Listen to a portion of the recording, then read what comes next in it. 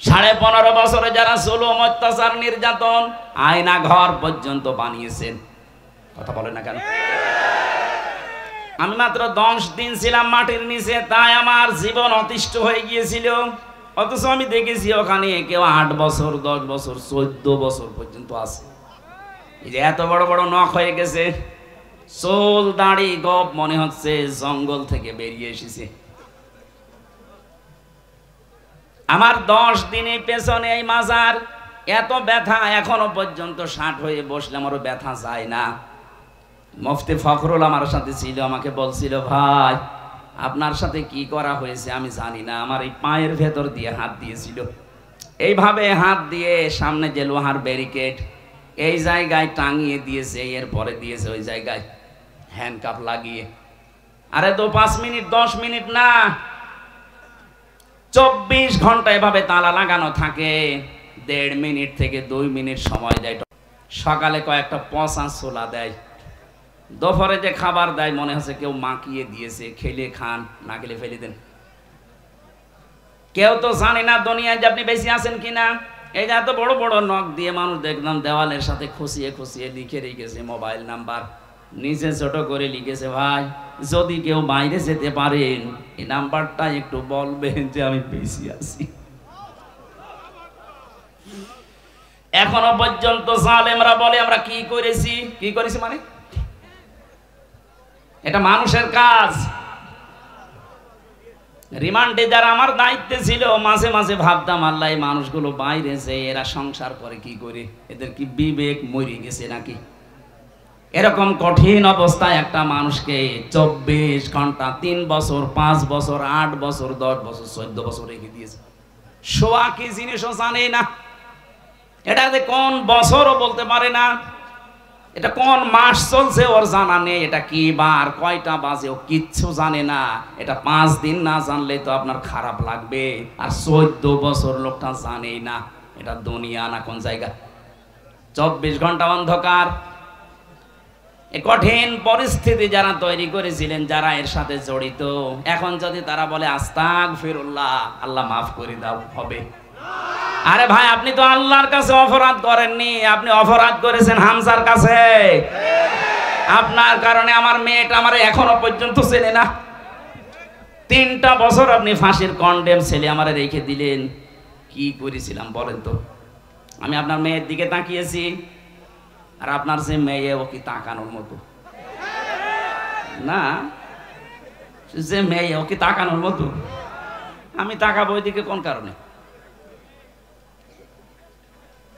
কয়েকদিন আগে আমার মামলা সব খারিজ হয়ে গেছে, আদালত কর্তৃক প্রমাণিত যে আমি নির্দোষ, আমার কোনো দোষ নেই। এই নির্দোষ মানুষটার উপরে আপনি এই অত্যাচার করলেন। 11 ঘন্টা আমার মা বাবা আর শ্বশুর শাশুড়ি স্ত্রী কষ্ট পাবে জন্য আমি বলি নাই। কালো কাপড় দিয়ে আমার চোখ বেঁধে দিয়ে, পেছনে হ্যান্ডকাপ লাগিয়ে, ডান্ডা বেড়ি দিয়ে পার মাজার সাথে দড়ি দিয়ে 11 ঘন্টা মাটির নিচে আমারে টাঙিয়ে রেখেছে। আমি জানি না যে কোন ওয়াক্ত নামাজ চলছে, আন্দাজে 4 ওয়াক্ত নামাজ পড়েছিলাম ইশারায়। নামাজের কথা বললে শুধু গালি দেয়, যে নামাজ পড়লে যদি কিছু হয় তে আমার হাত থেকে আপনারা নিয়ে যাকতো। দেখেছেন কি কথা, কি বলবেন তারে বলে? আল্লাহরও ভুল ধরে। আমি তো হামজা ছোট মানুষ, আল্লাহরও ভুল ধরে। এই কাজগুলো যারা করেছেন, আমি সহ 1,10,000 মানুষ জেলখানায় ছিল ওই সময়। আমি যতটুকু দেখেছি 100 জনের প্রায় 70 জন মানুষ মিথ্যা মামলায় জেল খাটতেছে, কিচ্ছু জানে না। আপনার কারণে মাওলানা মহিউদ্দিন 8-10 বছর 15 বছরও বাড়ি থাকতে পারে না, ওর চরিত্র খারাপ। আপনার জমির আইল ঠেলেছে, এই কথা বলে না কেন? এরকম বহু মহিউদ্দিন বাংলাদেশে, কত মানুষ। আমি এক একজনের সাথে ছিলাম। জনাব তারেক জিয়ার পিএস নুরুদ্দিন মিয়া অপু ভাই আমার সাথে ছিলেন 3 বছর। ওনার বন্ধু গিয়াসউদ্দিন মামুন ছিলেন 17 বছর আছে, বের হয়েছে কিছুদিন আগে। বিএনপির এক একজন মানুষের নামে আমি মামলা দেখেছি, 313টা 536টা পর্যন্ত মামলা পেয়েছি। আমার যে খাবার দিয়েছে তো বলতাম, ভাই কয়টা মামলা, কি করেন? বিএনপি করতাম, বড়গোনায় বাড়ি, মামলা কয়টা? 313টা। মনে হচ্ছে বদরের ময়দান কায়েম করে ফেলেছে। বলে তো একটা মানুষকে 313টা মামলা দেয় কোন বিবেকে? আমারে তো 2টা দিয়েছিল, তাই 3 বছর। ও 313টা তো কিয়ামত হয়ে যাবে। কথা বলেন না কেন? এই জন্য আমি আপনাদেরকে বাঁচাতে চাই। এটা যেহেতু রেকর্ড হচ্ছে, সারা পৃথিবী কালকে যাবে, এমনকি যারা পালিয়েছে ওই জালেমরাও শুনছে। আপনারা যদি এখনো পর্যন্ত মাপ পেতে চান, শুধু আস্তাগফিরুল্লাহ হবে না, যার কাছে যে ধরনের অপরাধ করেছেন আগে তার কাছে যে মাপ চাবেন, তার ক্ষতিপূরণ দেবেন, এরপরে পড়বেন আস্তাগফিরুল্লাহ। এই কথা বলেন না কেন? এই হাদিসের অর্থ যদি না বুঝে থাকেন, আপনার এই ওয়াজ শুনতে আসা, তাফসীর শুনতে আসা ব্যর্থ। বুঝেছেন কিনা বলেন তো? কিভাবে মাপ চাইতে হবে আমি পদ্ধতিটা বললাম। নবীজি কি ওই মহিলাকে বলতে পারতেন না, যাই হয়েছে হয়েছে, তুমি আস্তাগফিরুল্লাহ গোপনে পড়ে নাও? বলতে পারতেন না? কিন্তু বলেননি, ওনাকে শাস্তি দিয়ে তারপরে বলেছে এবার আস্তাগফিরুল্লাহ পড়ো। আজ আপনারা 15.5 বছরে যা করেছেন, পৃথিবীর ইতিহাস পাল্টিয়ে ফেলেছেন। সুতরাং এখন শুধু আস্তাগফিরুল্লাহ পড়লে হবে না, আপনাকে ফিরে আসার জন্য যার কাছে অপরাধ করেছেন তার কাছে স্বীকার করা লাগবে। এবং স্বীকার করলেই হবে না, এই 15.5 বছরে তার যে ক্ষতি করেছেন ওই ক্ষতিপূরণ দেওয়া লাগবে। আপনার কারণে বহু মানুষ ব্যবসা করতে পারে নাই, চাকরি পায় নাই। এই কথা বলেন না কেন? মিথ্যা মামলায় ঝুলে ঝুলে জীবনটা নষ্ট করে ফেলেছে। কেউ আম বাগানে, কেউ বাঁশ বাগানে, কেউ ধানের খেতে শুয়ে শুয়ে রাত কাটিয়েছে বছরের পরে বছর। এত কিছু করার পরে আপনি এখন আস্তাগফিরুল্লাহ পড়বেন আর আল্লাহ আপনাকে মাফ করে দেবে? কি আর কি নাকি? আশা করছি আপনি হাদিসের অর্থ বুঝে ফেলেছেন এবং যারা শুনছে ওই জালেমরাও বুঝেছে। বাঁচতে যদি চান এই মহিলার মতো তওবা করেন। এবার আমি একটা তথ্য বলছি, সূরা ফুরকান 68 নাম্বার আয়াত। এই পৃথিবীতে 3টা অপরাধের সাথে যারা জড়িত থাকবে এই মানুষগুলোর শাস্তি হবে ডবল। কয়টা? আরো জোরে বলেন। এটা কিন্তু ক্লাস চলছে, ক্লাসে যদিও এভাবে কথাবার্তা হয় না, আপনারা বেশি বলছেন। ক্লাসের মতো জবাব দেবেন। 3টা অপরাধ করলে শাস্তি দেবে কয়টা? ডবল। জোরে বলেন কয়টা? এখন আপনি দেখেন তো এই 3 অপরাধ আপনার ভেতরে আছে কিনা। ওয়াল্লাযীনা লা ইয়াদউনা মা'আল্লাহি ইলাহান আখারা।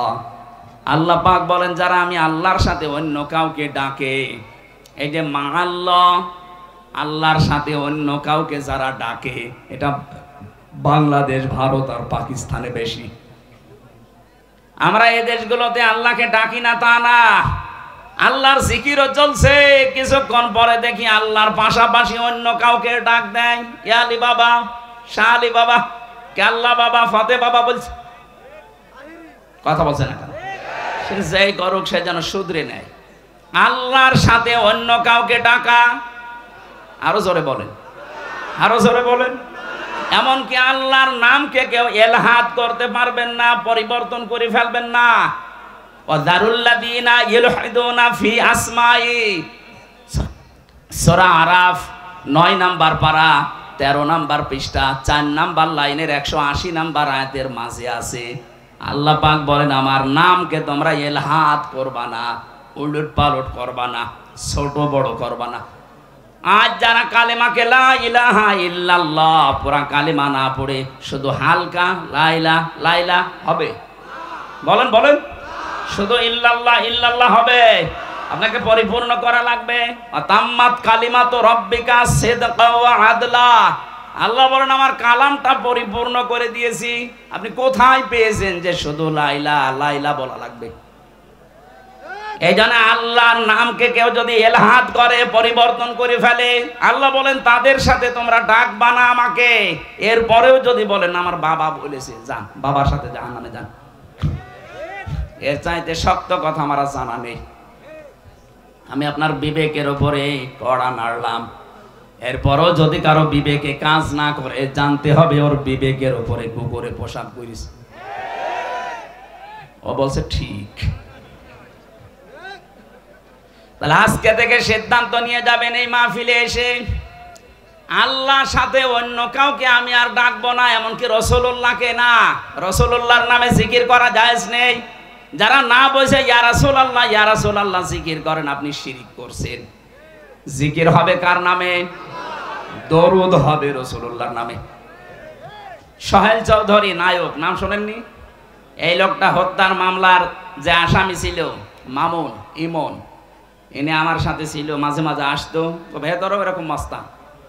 ও দেখতাম ফজরের আগে আমরা যখন তাহাজ্জুদ পড়তে উঠি ওই সময়, এখন বের হয়েছে 25 বছর পরে বের হলো, ওই সময় দেখেছে উনি জিকির করছে উঠে, ইয়া রাসূলুল্লাহ ইয়া রাসূলুল্লাহ। কি গো? একদিন বললাম ভাই আপনি এই জিকির করেন মানে? বলছে মহাব্বতে। না, এটা মহাব্বতের জিকির না, আপনি শিরিক করছেন। এই আয়াত দিয়ে তাকে আমি বুঝিয়েছিলাম, আল্লাযীনা লা ইয়াদউনা মা'আল্লাহি ইলাহান আখার। আল্লাহ পাক সাথে ডাকছেন, আল্লাহর সাথে সাথে আপনি অন্য কাউকে ডাকতে পারবেন না। ওর পরে দেখলাম তার কয়েকদিনের ভেতরে এই জিকির বাদ দিয়ে আল্লাহর 99টা নাম মুখস্থ করে ফেলেছে। তখন পাঁচে মাসে জিকির করতো, এই ইয়া রহমান ও ইয়া রহিম ও ইয়া গফফার, হ্যাঁ এটা করেন। ওয়ালিল্লাহিল আসমাউল হুসনা ফাদউহু বিহা। আমি আল্লাহর অনেক সুন্দর সুন্দর নাম আছে, যে নামে পারো আমাকে ডাকো, কিন্তু সাবধান আমার নামকে উলট পালট করবা না।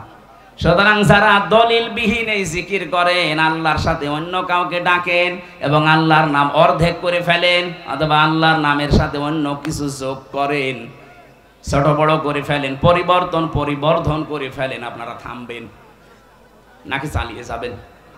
আমি তো বলছি এটা শুধু আপনার জন্য না, এটা রেকর্ড হচ্ছে। সারা বাংলাদেশ সহ বিশ্বের বহু মানুষ এখন লাইভ দেখছে।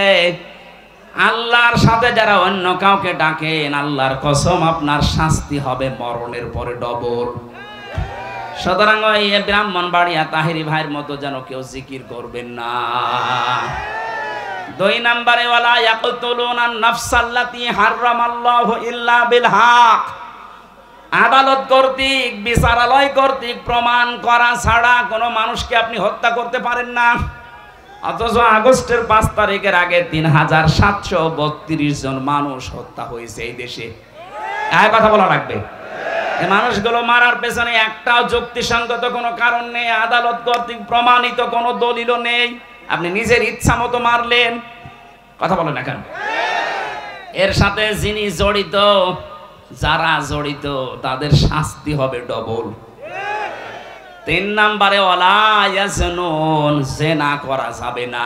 কে বলছে? জিনা করলে শাস্তি কয়টা? ডবল। বলেন বলেন। ইউদাফ লাহুল আযাবু ইয়াউমাল কিয়ামাহ। আল্লাহ বলেন তাদের শাস্তি দেব আমি ডবল। ও চুয়াডাঙ্গাবাসী, বিবেকটা খুলে, বিবেকের কানটা একটু এদিকে দেন। আজ আমরা যাদেরকে আদালতে তুলছি, দেখতে পাচ্ছি এই মানুষগুলোর সব সারা জীবনটা জিনা দিয়ে ভরা। এতদিন পর্যন্ত যাদের নামে মিথ্যা মামলা দিয়ে জেনার তহমত দিয়ে জেলে আটক করেছিল, ফাঁসি দিয়েছিল, ওই মানুষগুলোর জীবন পবিত্র। এক কথা বলে না কেন? আপনি তাকান, যাদের বিরুদ্ধে জেনার তহমত দিয়েছিল, ব্যভিচারের দোষ দিয়েছিল, তারা কিন্তু এখন বেকসুর খালাস পেয়ে গেছে, তারা মুক্ত।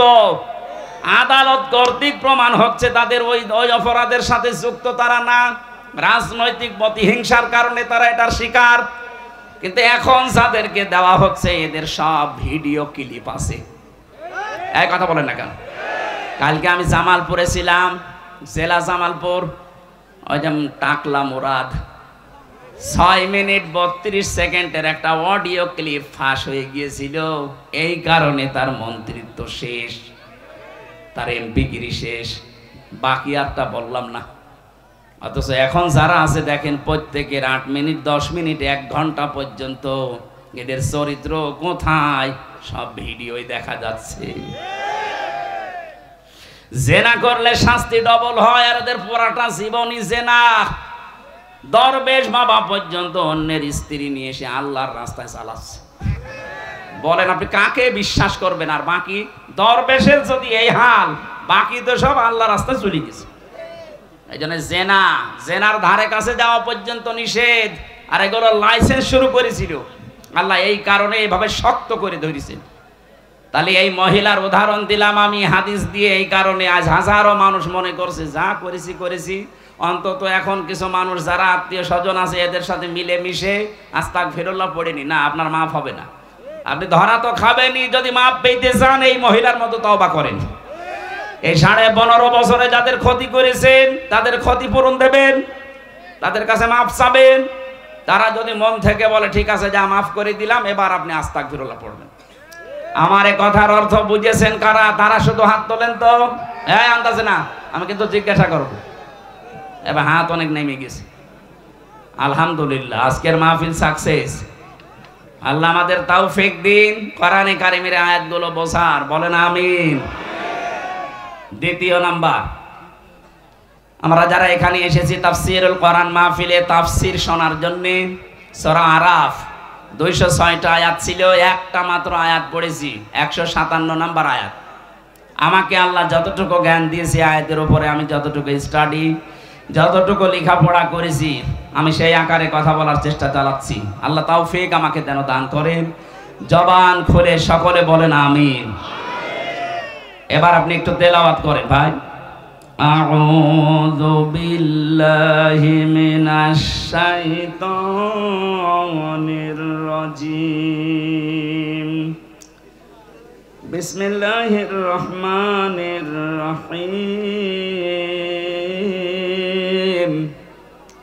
الذين يتبعون الرسول النبي الأمي الذي يجدونه مكتوبا إلى آخر آية।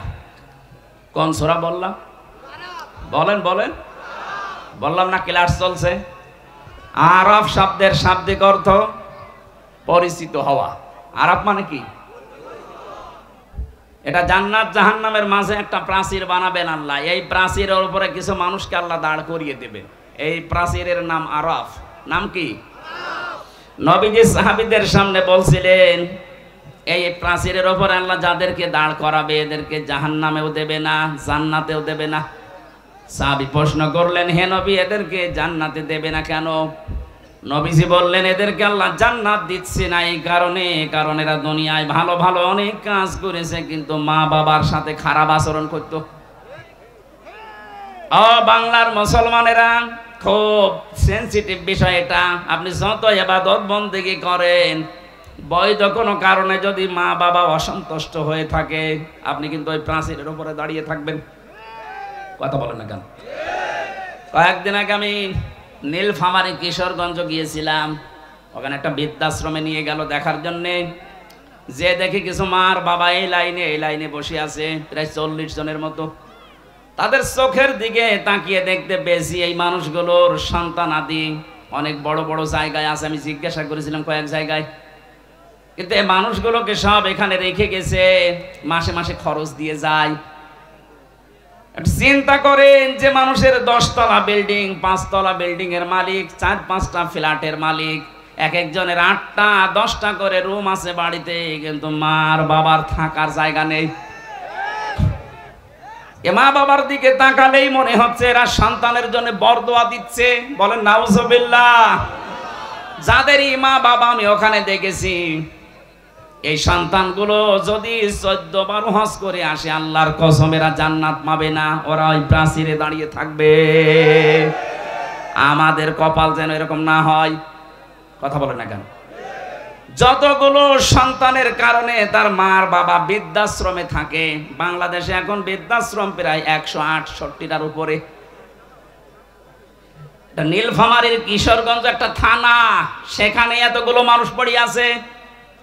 বছরের পর বছর আছে, অনেকে খবর নেয় না, শুধু মাঝে 2 বছর 3 বছর পর একটা চিঠি পাঠায়, মা কেমন আছো? একটা কথা বলবো,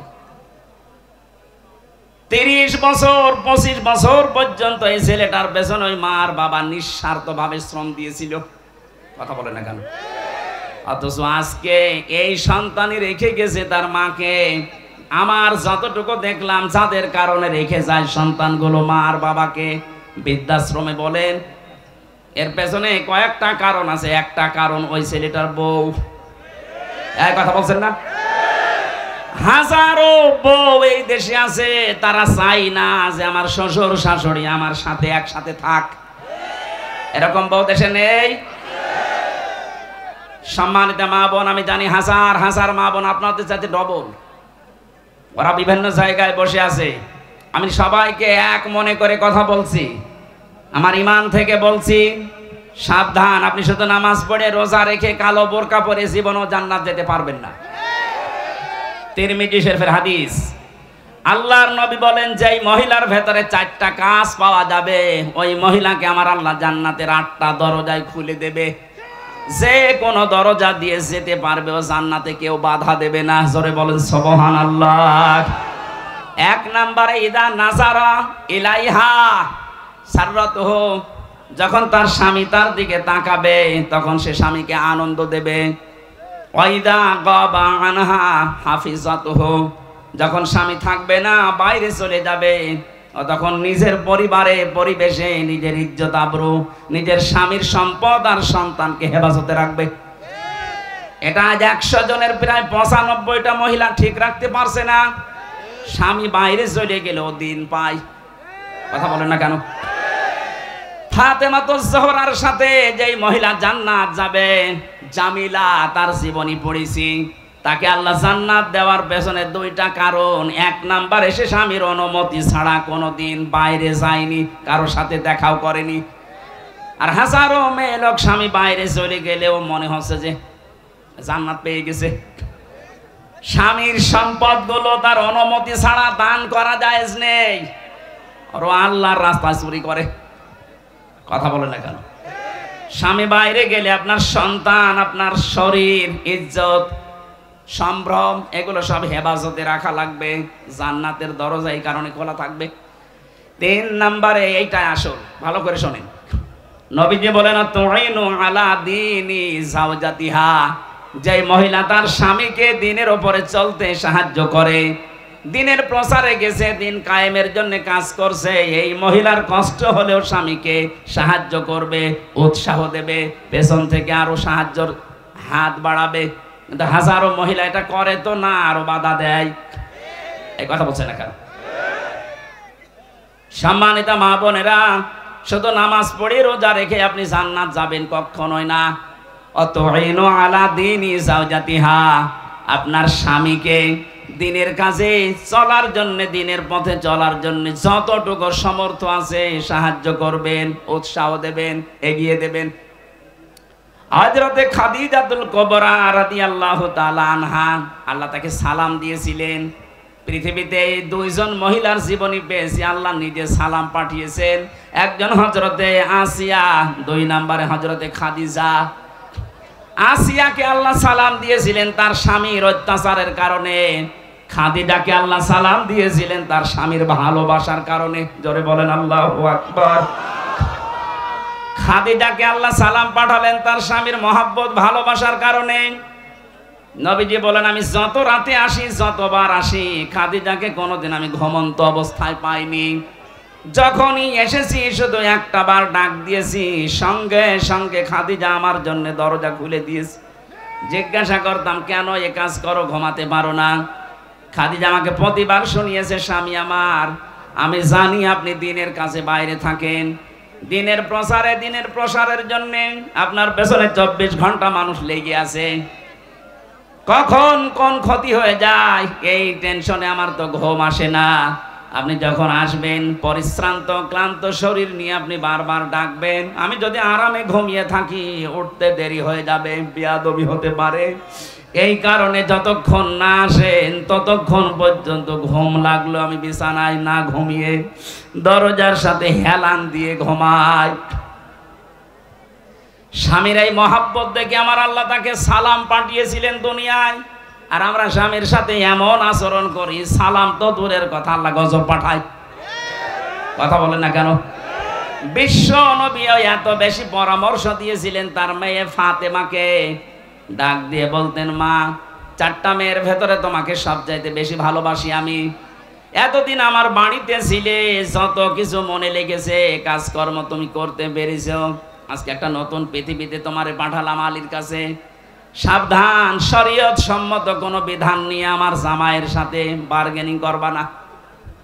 শরীয়তের ভেতরে থেকে যদি আমার জামাই হযরতে আলী কোনো বিষয়ে তোমার উপরে মন খারাপ করে, এই অবস্থায় যদি তোমার মরণ হয়ে যায়, আমি নবী হয়ে বলছি তোমার জানাজায় বাবা হয়েও যাব না।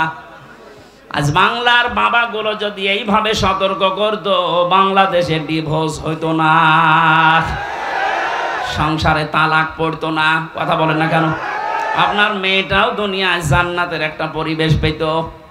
আপনি নিজের পরিবার যেমন জাহান্নাম বানিয়ে রেখেছেন, আপনার মেয়েটার পরিবারও জাহান্নাম বানিয়ে দিচ্ছেন।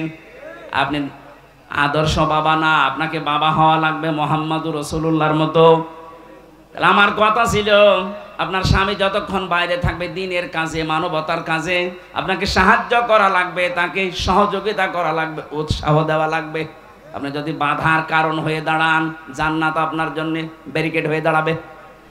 4 নম্বরে বেশি স্বামী যা আদেশ করে ওটা যদি জায়েজ হয়, স্বামী যেটা চায় ওটা যদি জায়েজ হয়, স্বামী যেটা পছন্দ করে ওটা যদি জায়েজ হয়, আপনার জীবন থাকতে ওটা মানা লাগবে। এই 4টা কারণ পেয়েছি আমি তিরমিজি শরীফে।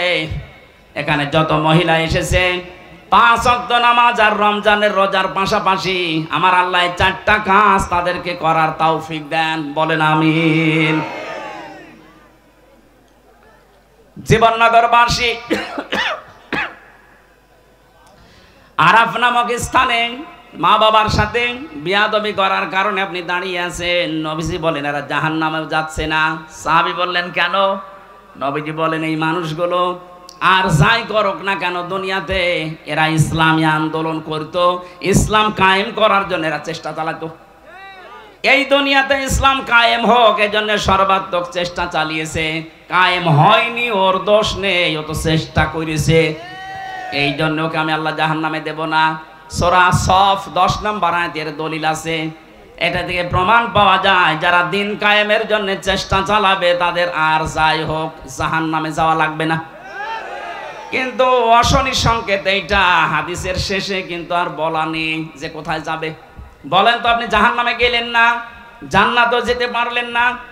আরাফ নামক এই প্রাচীরের উপরে যদি আমরা কেউ দাঁড় হয়ে পড়ি, আমাদের মতো কপাল খারাপ কারো আছে? এটা যা করবেন চিন্তা ভাবনা করে। আল্লাহ পাক এই সূরার ভেতরে একটা আয়াতে ঘোষণা দিচ্ছেন, আল্লাযীনা ইয়াত্তাবিউনার রাসূলা।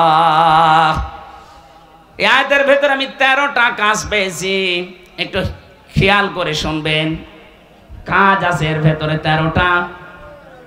6টা কাজ। 1 নম্বরে আছে পরিচিতি, 2 নম্বরে আছে সকল ন্যায় এবং অন্যায়ের আদেশ আর নিষেধ, 3 নম্বরে পবিত্র বস্তু হালাল করা, 4 নম্বরে অপবিত্র বস্তুগুলো হারাম করা, 5 নম্বরে বোঝা, চাপানো বোঝা এবং বন্ধন যেটা সেটা থেকে আল্লাহ মুক্ত করে দেওয়া, 6 নম্বরে উৎকর্ষ সাধন করা মানব জীবনের।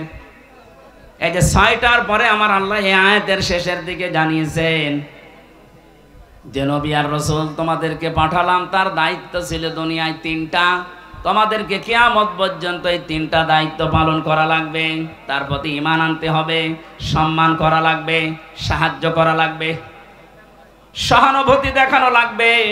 তার প্রতি যে আলো আমি পাঠিয়েছি তার মানে কোরআন শরীফ, এইটার উপরে অনুসরণের মাধ্যমে জীবন চালাতে হবে। শেষের শব্দ হচ্ছে উলাইকা হুমুল মুফলিহুন, এরা সফল কাম। এবার আসেন আমরা আয়াতের ব্যাখ্যায় যাই। 1 নম্বরে আল্লাযীনা ইয়াত্তাবিউনার রাসূলা, যারা অনুসরণ করছে করবে। ইয়াত্তাবিউনা এটা মুজারে, বর্তমান ভবিষ্যৎ, প্রেজেন্ট ফিউচার। যারা অনুসরণ করছে এবং করবে কার? রাসূল, নবী, উম্মি, 3টা পরিচয় দিয়েছেন। এই একটু খেয়াল করে শোনা লাগবে। এটা আল্লাহ পাক যার অনুসরণ করার জন্য আমাদের সবাইকে আদেশ দিচ্ছে, তার পরিচয় কয়টা বললাম? 3টা। আরো জোরে বলেন কয়টা? 1 নম্বরে তিনি রাসূল, 2 নম্বরে তিনি নবী, 3 নম্বরে তিনি উম্মি। এখন রাসূল কাকে বলে, নবী কাকে বলে, উম্মি কাকে বলে? আমার আয়াতের মূল শব্দের তাফসীর করার নিয়ত ছিল ইয়ামুরুহুম বিল মারুফ ওয়া ইয়ানহাহুম আনিল মুনকার, এই দুইটা শব্দে। বাকিগুলো আপনারা তাফসিরে ফি জিলালিল কোরআন, ইবনে কাসির, মারিফুল কোরআন আর তাফসির হাক্কানি, এই চারটা তাফসিরে থেকে আমার আজকের আলোচনা। এগুলো একটু দেখে নিয়েন, আরো বিস্তারিত জ্ঞান পাবেন। এমন রসুলের পরিচয় দিয়ে আল্লাহ অনুসরণ করার কথা বললেন। তার প্রথম পরিচয় তিনি মুহাম্মদ ইবনে আব্দুল্লাহ না, তিনি রসুল। আমি এবার আলেমদেরকে বলছি, রসুল হওয়ার জন্য ওনাকে যে সময় বেঁধে দিয়েছিলেন আল্লাহ, জন্মের পর থেকেই কিন্তু ওনাকে কেউ রসুল বলে নাই। পুরা আরব জাহানের ভেতরে ওনাকে বলতো আল আমিন, আস সাদিক অথবা মোহাম্মদ ইবনে আব্দুল্লাহ। কথা বলে না কেন?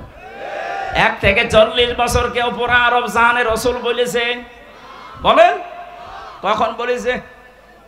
40 বছর বয়সে তিনি যখন আল্লাহর কাছ থেকে পেয়েছিলেন, ইকরা বিসমি রাব্বিকাল্লাযী খালাক, আল্লাহ পাক এই 5টা আয়াত তাকে দেওয়ার সঙ্গে সঙ্গে তিনি বাড়িতে আসলেন। এই বললাম না, একটু খেয়াল করা লাগবে কেন? বাড়িতে আসার পরেই বললেন জাম্মিলুনি জাম্মিলুনি ইয়া খাদিজা, আমাকে ঢেকে দাও, আমি ভয় পেয়েছি। হযরতে খাদিজা ওই দিন তাকে 5টা কথা শুনিয়েছিলেন। পৃথিবীর কোন স্ত্রী যদি স্বামীকে এই 5টা কথা বলতে পারে, সে স্বামী যেন বিশ্বাস করে সে হক পথে আছে। আর যদি মনে করেন না, স্ত্রীর পক্ষ থেকে 5টা কথা আসে না, আপনি যত বড় আল্লাহর ওলি দাবি করেন, আপনি বুঝবেন আপনি ভ্রান্ত পথে আছেন। খাদিজা ওই দিন বলেছিলেন, যদিও তিনি ঈমান এখনো আনেননি, প্রথমেই বলেছিলেন স্বামী ভয় পাবেন না, কাল্লা আল্লাহি মা ইয়াখজি কাল্লাহু আবাদান, আল্লাহর কসম কখনো আল্লাহ আপনাকে ভয় দেখাতে পারেন না। জিন পরি ভূত পেতনি যাই বলেন, যারা ভয় দেখায় এরা আপনার কাছে আসতে পারে না। কারণ কি? ইন্নাকা লা তাসিলুর রহিমা, আপনি আত্মীয়তার সম্পর্ক ঠিক রাখেন। এই হাদিস দ্বারা বোঝা যায় দুনিয়ায় যারা আত্মীয়তার সম্পর্কগুলো ঠিক রাখতে পারে, অটুট রাখতে পারে, তাদের ভেতর থেকে আল্লাহ ভয় দূর করে দেয়। আর আমাদের রাতের বেলা আমার মনে হয় তাল গাছের ভেতরে কিছু নড়াচড়া করলো ভয় লাগে। কথা বলেন না কেন? এত ভয় আপনার ভেতরে, কারণ কি? কারণ আপনার রক্তের সম্পর্ক ঠিক নেই। আপনার চেহারা সুরত দেখলে মনে হয় জান্নাত থেকে পালিয়ে এসেছে, অথচ নিজের আপন ভাইয়ের সাথে কথা বলে না। এই কথা বলছে না কারণ নিজের আপন রক্ত যেগুলো, এগুলোর সাথে যদি সম্পর্ক কেউ ছিন্ন করে, ঘরে যদি দেখতে মনে হয় শাহজালাল পীরের মতো, তাও মনে করবেন ওর জীবনে বহু ভয় আল্লাহ লুকিয়ে রেখেছে। আমি বিস্তারিত ব্যাখ্যায় যাচ্ছি না, আমার শব্দ সামনে পড়ে আছে। 2 নম্বরে ওয়া তাহমিলুল কাল্লা, কি করতে আপনি ভয় পান? আপনি তো মানুষের বোঝা হালকা করেন, বোঝা বহন করেন। এখানে বোঝা মানে শুধুমাত্র এই বোঝা না, এখানে কষ্টের বোঝা, ঋণের বোঝা, দুঃখের বোঝা। কথা বুঝতেছেন? হ্যাঁ নবী, আপনি এই দুনিয়াতে বহু বোঝা বহন করে দেন, বোঝা হালকা করে দেন মানুষের। অথচ আশ্চর্য হয়ে গেলাম, এতবার জীবনে হজ করার পর, নবীর উম্মত দাবি করার পর, মুসলিম জাতির অনেকে তাকে মা বলে, অনেকে তাকে বোন বলে, অথচ এই মানুষটা পালিয়ে যাওয়ার সময় কত রকমের বোঝা আমাদের উপরে দিয়ে গেল। এই কথা বলে না কেন? এই যে 3732 জন মানুষ মরে গেল, এগুলো দেশের জন্য বোঝা হয়ে গেল না? 2780 জন মানুষ এখনো হাসপাতালে কাতরাচ্ছে, তারা তাদের পরিবারের কাছে, সমাজের কাছে এই দেশের জন্য এখন বোঝা না? কারো হাত নেই, পা নেই, চোখ নেই, অন্ডকোষ নেই। এই কথা বলছে না কেন? এত ঋণের বোঝা আপনি দিয়ে গিয়েছেন। এদেশে এখন কেউ জন্ম নিলে তার মাথার উপরে 1 লাখ টাকা ঋণ। এত বড় বড় বিশাল বোঝা আপনি দিয়ে গেলেন, কাউকে কষ্টের বোঝা, কাউকে দুঃখের বোঝা, কাউকে অর্থের বোঝা, ঋণের বোঝা, হাজার হাজার বোঝা আপনি মাথার উপরে দিয়ে আরামে আছেন। আর আপনি দাবি করছেন আমি জান্নাতে যাব। কিসের জান্নাত আপনার? আপনি তো নবীর উম্মতই নেই। শুধু উনি না, এই পৃথিবীতে যারাই মানুষের উপরে বোঝা তৈরি করে দেয়, বোঝা হালকা করে না, কত মানুষকে, নিরীহ মানুষকে বেকার মিথ্যা মামলা দিয়ে তার মাথার উপর একটা বোঝা চাপিয়ে দিলেন। আমার পরিবারের উপরে 3টা বছর কি বোঝা চাপিয়েছিলেন বলেন তো? 2-5,000 10,000 না কত লক্ষ লক্ষ টাকা আমার পরিবার থেকে আপনারা নিয়েছেন। মনে হচ্ছে যে আমার বাবার কাছে ও টাকা পায়, সে টাকা চাইতে গেছে। আমার প্রথম দিন ধরার পরেই বলেছে রিমান্ড দেব 10 দিন, 50টা মামলা দেব, যদি ছেলেকে বাঁচাতে চান তাহলে 10 লাখ টাকা এখনই নিয়ে আসেন। বাবা তো গ্রাম্য মানুষ, কোথা থেকে গিয়ে ধার মার করে 8 লাখ টাকা ও পাগল দিয়ে দিয়েছে। ও শয়তানরা তো কথা ঠিক রাখে না, টাকাও নিয়েছে, পরের দিন আবার আরেকটা মামলা দিয়েছে। বাস্তব বোঝা বোঝেন তো, এই যে বক্ষের বোঝাটা 3 বছর দিলেন, আমার স্ত্রীটা, আমার মা বাবা, আমার আত্মীয় স্বজন যারা আছে, কি বোঝাই ছিল তারা, কথা বলে না কেন? অন্তত আমার রক্তের সম্পর্ক যাদের সাথে আছে এই মানুষগুলো তো রাতে ঘুমাতে পারতো না। বিনা কারণ একটা মানুষ 2টা মেয়ে রেখে জেলখানায় পড়ে আছে বছরের পর বছর। আমার শরীরে এখন বিভিন্ন রোগ শুধু এই কারণে। এত কষ্ট আপনি দিয়েছিলেন, আমি চাই আপনাকে এরকম 3 বছর জেলে রাখা হোক।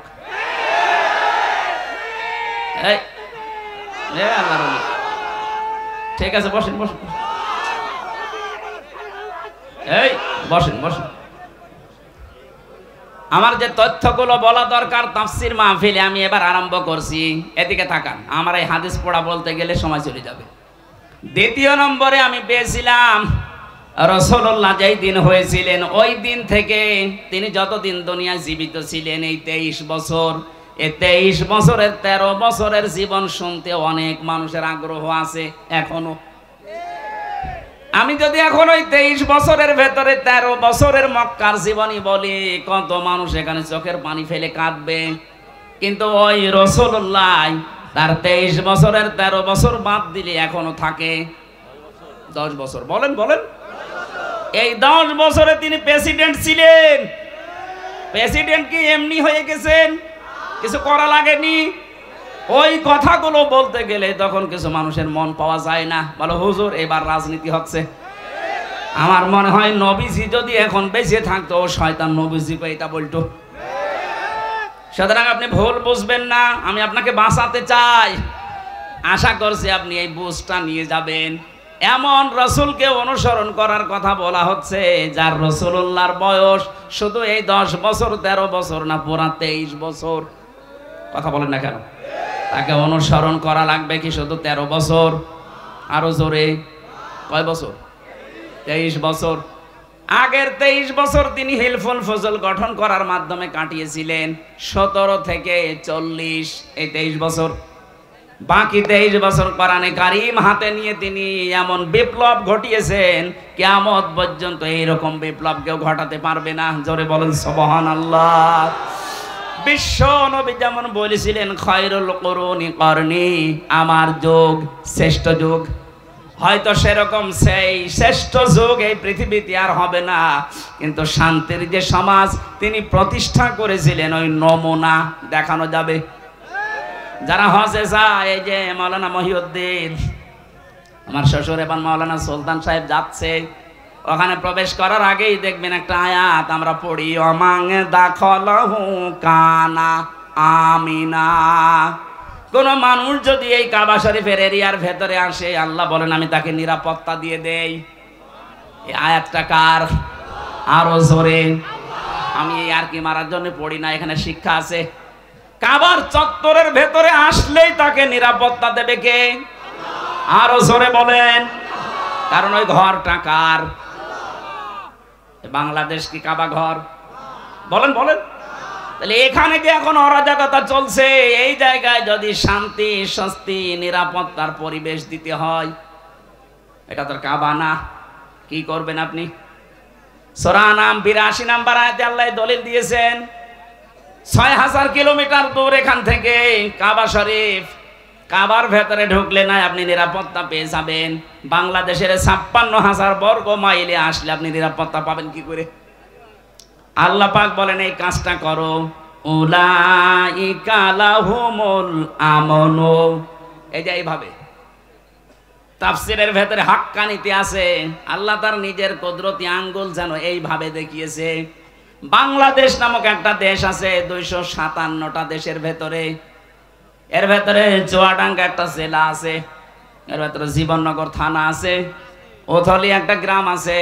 এই বাজারের ময়দানে যারা কোরআন শুনছে, আল্লাহ ঠিক যেন তার হাত এইভাবে দেখাচ্ছে যে উলাইকা, এই মানুষগুলো, উলাইকা লাহুমুল আমনু, এদেরকে আমি নিরাপত্তা দিতে চাই। এরাই নিরাপত্তার হকদার। কারা? এর আগে আল্লাহ কয়েকটা গুণ দিয়েছেন, আল্লাযীনা আমানু ওয়া লাম ইয়ালবিসু ঈমানাহুম বিযুলমিন। পৃথিবীর ময়দানে যারা ঈমান এনেছে, ঈমান আনার পরে তাদের ঈমানের সাথে যারা জুলুমকে মিশ্রণ করে নাই। এখানে জুলুম মানে শিরিক। জুলুম মানে কি? সুতরাং আমরা যদি এই বাংলাদেশে আমাদের ঈমান যায় আছে, ঈমানের সাথে যদি শিরিক মিশ্রণ না করি, জুলুম মিশ্রণ না করি, এই দেশটা আল্লাহ কাবা শরীফের মতো নিরাপত্তা দিয়ে দেবেন। আমি আশা করি কথা বুঝতে পেরেছেন। সুতরাং বাংলাদেশ সামনে যদি আমরা নিরাপত্তা দিতে চাই, আর্মি দিয়ে, বিডিআর দিয়ে, পুলিশ দিয়ে, র্যাব, সীতা, কোবরা দিয়ে হবে না। এদেশকে নিরাপত্তা দিতে হলে শিরিক মুক্ত করা লাগবে, জুলুম মুক্ত করা লাগবে। একটা হয়েছে অলরেডি, চেষ্টা চলছে, অন্তত দেশে আর জুলুম নেই। কথা বলে না কেন? এখনো কিছু হালকা আছে, এটা থাকবে না যদি শিরিক মুক্ত এই দেশ হয়। কে মুক্ত? বলেন বলেন। শিরিকটা কার সাথে? এবার আসেন এই শব্দটা বিজুলমিন আই শিরকিন, এই শব্দের ব্যাখ্যা পড়েছি আমি তাফসীরের ভেতরে, পেয়েছি 4টা। শিরিক থেকে কেউ যদি নিজেকে বাঁচাতে চায়, সে যেন শিরিক বিল জাত, শিরিক বিল সিফাত, শিরিক বিল ইখতিয়ারা, শিরিক বিল হুকুক, এই 4টা থেকে নিজেকে বাঁচায়। শ্রেণী বিন্যাস করে করে আমি তাফসীরের ভাষায় দেখেছি 120 প্রকার হয় শিন, র আর কাপ। এত কথা এর ভেতরে আল্লাহ লুকিয়ে রেখেছেন। যত চেষ্টা করবেন তত নতুন নতুন তথ্য আপনি এখান থেকে পাবেন। আমরা কোরআনে কারিমের কথা বলতে গেলে কথা খুঁজে পাই না। আর আমার তো মনে হয় কোরআনের কোনো আয়াত পড়লে আমার শেষই হয় না। আপনি লেখাপড়া করবেন তো পাবেন কোথায়? বাস্তবে আমাদের এই দেশকে শিরিক মুক্ত করার জন্য আমরা অনেকে চেষ্টা চালাচ্ছি। ডাক্তার মোহাম্মদ ডাক্তার আব্দুল্লাহ জাহাঙ্গীর রহিমাহুল্লাহ, আল্লামা শহীদ দেলাওয়ার হোসেন সাইদি রহিমাহুল্লাহ, তারা চেষ্টা চালিয়েছিলেন শিরিক, কুফর এগুলো দূর করার জন্যে। কারণ তারা জানতেন এই পৃথিবীকে যদি নিরাপত্তা দিতে হয়, অবশ্যই এই পৃথিবীতে শিরিক বন্ধ করা লাগবে। কারণ এটা একটা বড় জুলুম। ইন্না শিরকা লা যুলুমুন আযীম।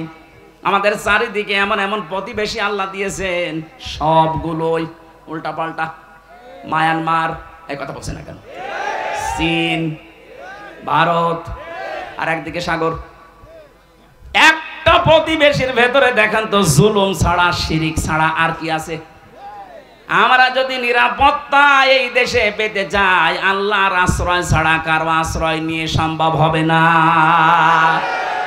এই জন্য শিরিক বিল জাত বন্ধ করা লাগবে, শিরিক বিল সিফাত বন্ধ করা লাগবে, শিরিক বিল ইখতিয়ারা বন্ধ করা লাগবে, শিরিক বিল হুকুক বন্ধ করা লাগবে। এটা তাফসীরে ইবনে কাসিরের ভেতর থেকে পড়বেন। আল্লাহ পাক বলেন, আমি আল্লাহ চাই তোমাদেরকে নিরাপত্তা দিতে। কাবা শরীফের ভেতরে আসলে যেমন নিরাপত্তা পেয়ে যাও, বাংলাদেশের 56,000 বর্গ মাইলও নিরাপত্তা পেয়ে যাবে যদি দুনিয়ায় শিরিক না থাকে। সর্বাত্মকভাবে চেষ্টা চালাতে হবে যে যেখানে আছেন, আমাদের বিশ্বাসে, আমাদের অনুভূতিতে, আমাদের পোশাকে, যে যেখানে আছে আমাদের কিন্তু শিরিক চলছে। এজন্য যখন মউতের ফেরেশতা আসে, ওই সময় এসে এই কথা বলে, আল্লাযীনা তাতাওয়াফাহুমুল মালাইকাতু তাইয়্যিবিনা ইয়াকুলুনা সালামুন আলাইকুম উদখুলুল জান্নাতা বিমা কুনতুম তা'মালুন। বলেন আল্লাহু আকবার। সূরা নাহলের ভেতরে আছে এটা 14 নম্বর পারা 9 নম্বর পৃষ্ঠা 9 নম্বর লাইনে আছে 32 নম্বর আয়াত। আল্লাহ পাক বলেন, এই মানুষটা যখন শিরিক মুক্ত জীবন গঠন করার পরে বিছানায় পড়বে, মউতের বিছানায় আছাড় খেয়ে, ওই সময় ফেরেশতারা এসে বলবে যে তাইয়্যিবিন। তাইয়্যিবিন মানে শুধু পোশাক পবিত্র করা না, তাইয়্যিবিন মানে শুধু শরীর পবিত্র করা না। তাইয়্যিবিন শব্দের শাব্দিক অর্থ তার চিন্তা, চেতনা, বুদ্ধি, মেধা তার ব্যবসা বাণিজ্য কর্মজীবন, তার পরিবার, তার অর্থনীতি, সমাজনীতি সব কিছু পরিষ্কার পবিত্র, এগুলো করা লাগবে।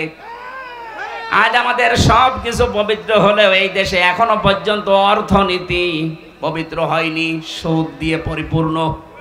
কথা বলেন না কেন? যেন ঈমান বাঁচাতে হলে এই দেশে এখনো পর্যন্ত যারা সুদ থেকে মুক্ত হওয়ার জন্য চেষ্টা চালাচ্ছে, আপনি তাদের কাছে যাবেন, আমি নাম বলি না, আপনি নিজের বিবেকের কাছে প্রশ্ন করে দেখবেন যারা সুদ থেকে মুক্ত হওয়ার চেষ্টা চালাচ্ছে। আপনার এটা ঈমানের দাবি, যদি আপনি না করেন আপনি কিন্তু বিছানায় পড়ার পরে তখন ফেরেশতার কাছে ধরা খেয়ে যাবেন। তদ্দিবিনা, যারা নিজেদের পবিত্র চিন্তা, শরীর, পোশাক, ব্যবসা বাণিজ্য, পরিবার, অর্থনীতি, সমাজনীতি, রাজনীতি, ধর্মীয় নীতি যেগুলো আছে সব পরিষ্কার পবিত্র করার চেষ্টা চালাবে, ফেরেশতারা বলবে ইয়াকুলুনা সালামুন আলাইকুম, শান্তি আল্লাহ তোমার বান্দা এর উপরে আমরা বর্ষিত করছি। উদখুলুল জান্নাহ, প্রবেশ করো ওই যে জান্নাত দেখা যাচ্ছে, বিমা কুনতুম তা'মালুন, যে কাজ তোমরা করেছিলে। শিরিক মুক্ত জীবন গঠনের জন্য বহু চেষ্টা চালিয়েছিলে সমাজে, পরিবারে, রাষ্ট্রে। আজকে আল্লাহ পাক এই জন্যই তোমাকে এই জান্নাতের দরজা খুলে রেখেছে, প্রবেশ করো। জেলখানায় যাওয়ার পরে আমি এই আয়াতটার বাস্তব উদাহরণ পেয়েছি। আল্লাহ জাহান্নামের কথা পুরা কোরআনে যেখানে দিয়েছেন সেখানে দিয়েছেন জাহান্নামের দরজাগুলো বন্ধ থাকবে, আর জান্নাতের কথা যেখানে দিয়েছেন সেখানে দিয়েছেন জান্নাতের দরজা খোলা থাকবে। আমি দেখেছি জেলখানায় 24 ঘন্টা তালা লাগানো থাকে, মেন গেট, কেউ প্রবেশ করলে তাড়াতাড়ি তালা লাগিয়ে দেয়। আল্লাহ পাক বলেন জান্নাতের দরজা এরকম না, জান্নাতের দরজা ওপেন থাকবে, খোলা থাকবে, যত মানুষ আসবে তার জন্য কোনোদিন বন্ধ করা হবে না। এই জন্য আমাদের জীবনটা যেন শিরিক মুক্ত হয়।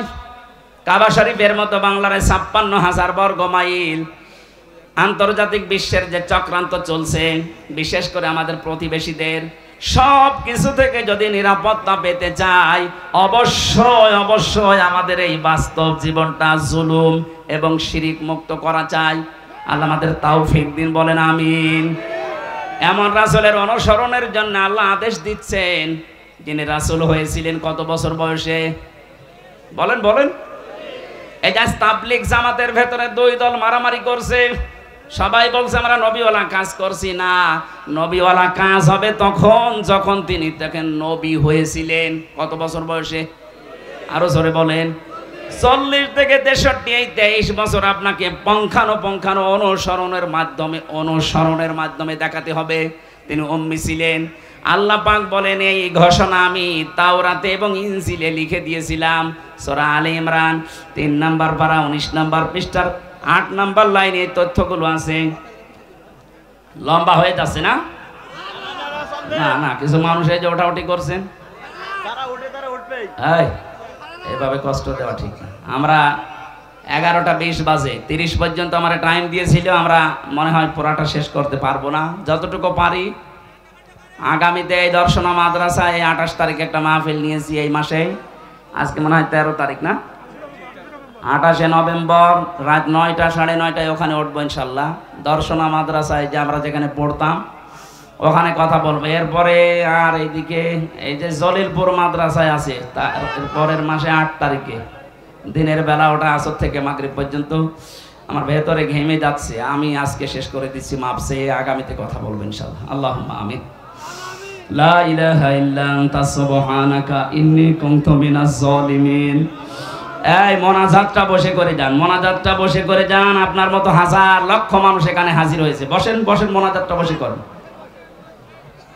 মাথা নিচু করেন, চক্ষু বন্ধ করেন। আপনারা সবাই পরস্পরের আত্মীয়, বিশেষ করে আমার ইমানের দিক থেকে এবং রক্তের দিক থেকে সবাই কম বেশি আত্মীয়। আমি সবাইকে নিয়ে মোনাজাতে হাজির হচ্ছি আল্লাহর দরবারে।